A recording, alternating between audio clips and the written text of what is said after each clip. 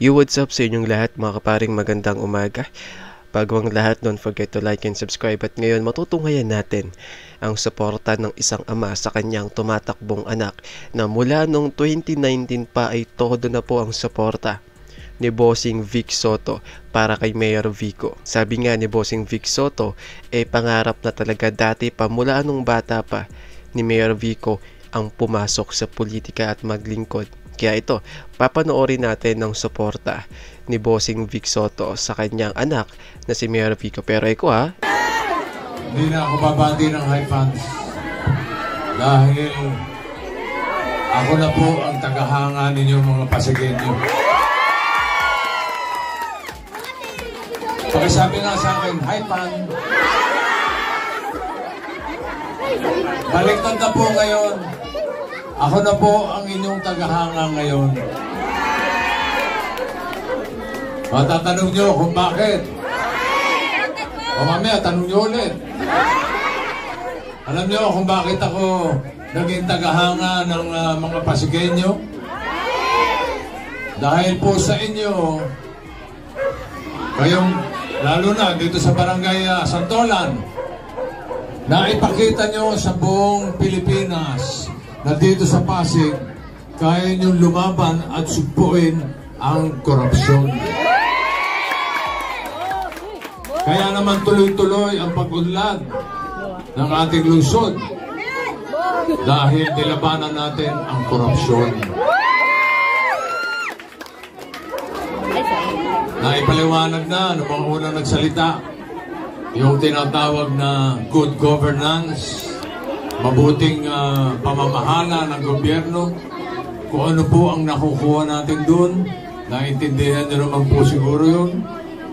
Kaya pagdating po ng Mayo 12, nasa kamay nyo po ulit para tuloy-tuloy ang tinatawag natin good governance, tuloy-tuloy ang agos ng pag-asa dito sa Pasig. Mayor Vico Soto.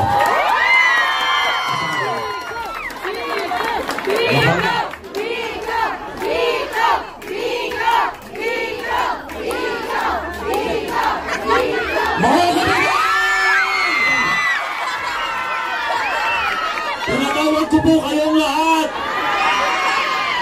sapagkat ngayon ay birthday ng aking ama. Papa, maraming salamat. Batiin naman natin siya ng happy birthday. Alam niyo mga kaibigan, mga taga-barangay Santolan, kaninang umaga, sabi ng aking ama, gusto niyang bumisita sa barangay Santolan. Sabi ko pa, wag na, baka mapagod ka. Pero sabi ni Papa, bakit? Bata pa naman ako . Kaya, Barangay Santolan, ito na po. Ang tanong ko po sa inyo, handa na po ba tayo? Excited na po ba tayo? Yung mga nandun sa likod, may energy pa po ba tayo? Teka, Kapkap, sandali lang iniisip ko paano ko bababa. Hinihiling ko lang po ang konting katahimikan. Time out lang po muna tayo. 1 minute intermission number po muna. Kakanta si Konsyal Boy.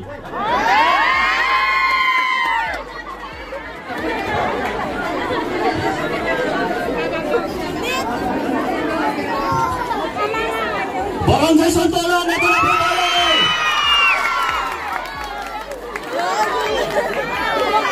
Grabe, nanggugulat kayo. Pasensya na po, medyo na number 2 lang po tayo. Hindi ko na dapat sinabi yun, ano? Hanggang dun sa pinakataas, ayos ba kayo dyan? Naririnig niyo po kami? Kami, hindi po namin kayo marinig. Lakasan niyo naman ang iyong... Pero hinihiling ko po na mag-iingat po tayo. Mahirap po pagka bababang ganyan. Lalo na may humps kung saan nakatayo si Kapbarok ng may bunga. Ingat po tayo ha, mamaya. Walang magtutulakan, walang magtatakbuhan. Steady, dahan-dahan lang po tayo. Ano? Siyempre, binabati ko rin po mga kasama natin na nasa upper box. bubong. Saan? Nasa bubong si Kuya. Kuya, mag-ingat ka dyan. Alam nyo, habang nagsasalita sina Congressman Roman, sina Vice Mayor Dodot, hindi ko maiwasan na mag-flashback ng konti. 2019, medyo iba pa po ang mga panahon nun. 2019, hindi pa tayo ganito kalaya, hindi pa ganito kasaya. Aminin natin, yung iba po sa atin, medyo kinakabahan, kundi natatakot pa yung mga panahon na yun. Dumarating kami ni Congressman Roman. Yung ibang tao, tumatakbo palayo. Ako, kilala niyo naman ang aking tatay. Kilala niyo naman po ang aking nanay na si Ruby Rodriguez, si Connie. Sorry, Nay. Ang tulong nila sa akin, kapag tutulong ka at totoo ang tulong mo, wala kang hihingin na kapalit. Pangalawa, ang mga ibang pinagagastusan, di naman natin pwede sabihin na tulong. Alam niyo kung magkano ang isang billboard sa C5? Wala kang makukuha na billboard na 100,000 per month. Umaabot ng milyon yan, lalo na pag ganitong peak season. Ano meron? Bakit? Sa Pasig, pinutol na natin yung siklo na ito. Kami sa Giting ng Pasig, hindi po kami mahihiya sa inyo. Hindi po kami nahihiyang sabihin na hindi kami gumagastos ng malaki kahit campaign period. At pag kami ang nabigyan ng pagkakataon, ibig sabihin ito, wala rin kaming babawiin. Yan ang importante rito. At dahil wala kaming babawiin, ibig sabihin, ang kaban ng puwersa, puwersa ng kaban ng bayan ay buong-buo, walang bawas, walang kulang. At dahil ng ginawa natin itong nakaraang 3 hanggang 6 na taon, ay ito na. Nagbubunga na yung mga pinaghirapan, mga pinaglaban natin na reforma at pagbabago sa lungsod ng Pasig. Ito na po tayo mga kaibigan. Ito na ang pinaka-exciting part. Yung mga nabanggit kanina ni Vice Mayor Dodot, ni Congressman Roman, ng ating mga konsyal, ito na po yung mga bunga. Yung local senior pension natin, bagong programa, pero ngayong taon, sinasama na rin ang expansion. Sinasama na rin natin yung may mga SS na maliit, hanggang 4,000 na SS, kasama na rin po sa ating local senior pension. Yung scholarship natin, nagsimula tayo sa 11,000, ngayon nasa 25,000 na po ang bilang may pag-asa scholarship program pa po na buong mission sa government pamahalaan. Marami pa po akong pwedeng ikwento, marami pa akong pwedeng banggitin. Sigurado yung iba, alam niyo na naman po, gaya ng hospital natin na mula 60 bed, ginagawa ng 120 bed, hindi na pang bata, kundi pati pang adult, general hospital na level 2. Marami pa pong iba. Mga kaibigan, uulitin ko po, ito na yung mga bunga ng pinaglaban nating pagbabago at pagtataguyod natin ng mga prinsipyo ng mabuting pamamahala. Kaya gustuhin man ng iba, kumukunti na naman yung bilang nila. 2019, medyo marami sila. 2022, medyo nabawasan na. 2025, ilan-ilan na lang. Pero asahan po natin, kung magpapakilala tayo ng pagbabago, magandang pagbabago, imposibleng walang tututol, imposibleng walang kukontra. Pero ang importante, anuman ang pagsubok, dire-diretso tayo bilang isang lungsod. Hindi tayo titigil, hindi tayo magpapaawat, dire-diretso po tayo. At napaka-importante, kung gusto natin na dire-diretso tayo, napaka-importante na mga kasama natin ay mga taong, hindi dahil sa close o kaibigan, mga tao na kapareho natin ng prinsipyo. Kailangan yung mga kasama natin naniniwala sa direksyon natin bilang isang pamahalaan at bilang isang lungsod. Kailangan kapareho natin sila na naniniwala at gustong ipatupad ang maayos at tapat na pamamahala. Ito yung mga kasama natin sa Giting ng Pasig. Sa Congressman, alam ko pong sigurado na po kayo. Pag hindi na po kayo naiinitan, basahin niyo po yung pamaypay na bigay ni Congressman.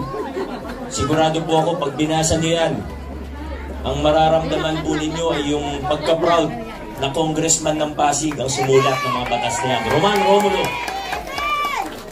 mula 20, doon pala si Kong. Mula 2022, binigyan niyo rin ako ng katuwang na Vice Mayor na matibay, maayos, nag-ayos ng City Council. Wala na pong iba, hindi si Vice Mayor Dodot Jaworski. Ano yung isang gusto ko kay Vice Mayor Dodot? Napaka-professional na tao po nito. Pag may meeting kami, alas 8 ng umaga, 7:59, nandun na po siya. Marami po talaga. Mga konsyal natin, meron tayong 3 kasama na para re-election. Sila po ay hindi lang basta nagbaluklok sa pwesto, sila po ay tunay na nagtrabaho. Unahin ko na po, yun nasa pinaka number 1 sa balota. Imposible nyo naman siya makalimutan kasi pagbukas pa lang ng balota, siya na po yung number 1. Tumulong sa atin para mapadali ang pagkakabit ng legal at ligtas na Meralco sa buong Pasig. Alam niyo, nasa 1,000 na ang natulungan ito. Dating hindi makabitan dahil kulang yung requirement o may problema sa lupa. Sa tulong ng taong to, ayos na. Almost 1,000 families. Kaya po siya tinawag na bumbilya ng konseho. Buboy Agustin. Number 8 naman po. Ano po yung sabi niya kanina? Yung gumaganon po siya. Tama, letter A sa balota. Siya ang tumulong sa atin para isa tayo sa mauna sa buong bansa na magpatupad ng solo parents allowance. Ito po ay si Councilor Angelo De Leon.